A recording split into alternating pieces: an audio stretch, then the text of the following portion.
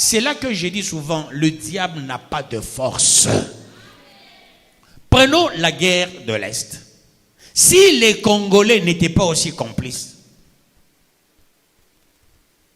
vous savez que les Rwandais n'allaient rien faire. C'était ça la stratégie des Américains, de Kagame, les Britanniques, les Belges, les Français et de Museveni. Ils se disent, Mobutu est aux abois. Attaquons le Congo. Parce que c'était la fin de la guerre froide. On n'a plus besoin de Mobutu. Maintenant, on a créé un autre leader en Afrique. Parce que Mobutu, malade, il n'était plus intéressant pour les Occidentaux et les multinationales.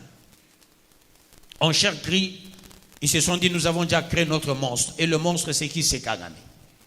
Maintenant, nous devons attaquer le pays pour récupérer l'Est, l'annexer aussi au Rwanda. Étant donné la base arrière à l'époque des Américains était Kamina. Maintenant, ils se sont dit, créons une autre base arrière au Rwanda. Et faisons vite. Faisons partir Mobutu. Après, ils se sont dit, non, nous allons violer la loi internationale. Nous allons violer le droit international. Mais qu'est-ce qu'il faut faire? Museveni dira, non, j'ai trouvé une solution. Il y a un ancien rebelle. Il a déjà abandonné la rébellion. Il fait les affaires. Maintenant, il est en Tanzanie. Est-ce qu'on ne peut pas aller le chercher pour qu'il soit devant? Nous, on se cache derrière lui. Quand nous allons entrer, on va les tuer. C'est comme ça qu'ils sont allés chercher Mouzé. Ils ont pris Mouzé, viens, sois devant nous, nous derrière. Ils avaient déjà préparé l'affaire depuis longtemps. Derrière le problème des génocides, avec l'opération turquoise, on a fait entrer toute la banque rwandaise au Congo. On a fait entrer les militaires au Congo. Il y avait longtemps, avec l'opération turquoise, quand ils avaient demandé le couloir humanitaire.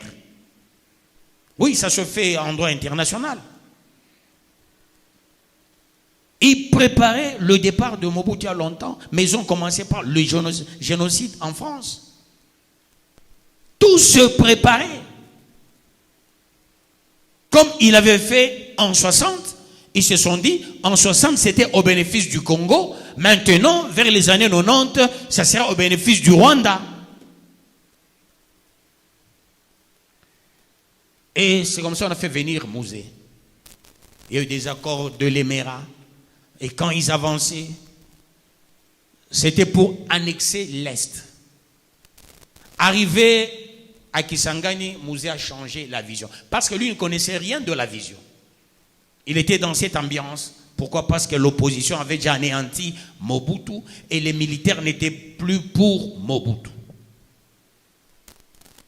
Il cherchait qu'un larron qu'il entre. Parce que les États-Unis avaient invité Tshisekedi, prends les armes, fais chasser Mobutu. Tshisekedi a dit non, moi c'est la non-violence. Il dit dans ce cas, toi tu vas manger ta non-violence, on va chercher notre personne. Voilà comment on avait trouvé Kagame. Kagame était formé en sécurité. Ce n'est pas un militaire aguerri comme les gens pensent. Il n'est pas militaire aguerri, non.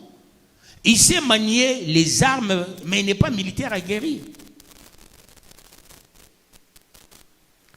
On a créé certains films comme si Kagame a déjà fait la guerre. Kagame n'a jamais fait la guerre. Kagame, c'est un suicidaire. Il a déjà empoisonné beaucoup de gens, mais pas faire la guerre. Et quand Mouzé, on l'a mis devant tout le monde, c'est pour dire, maintenant, c'est la rébellion.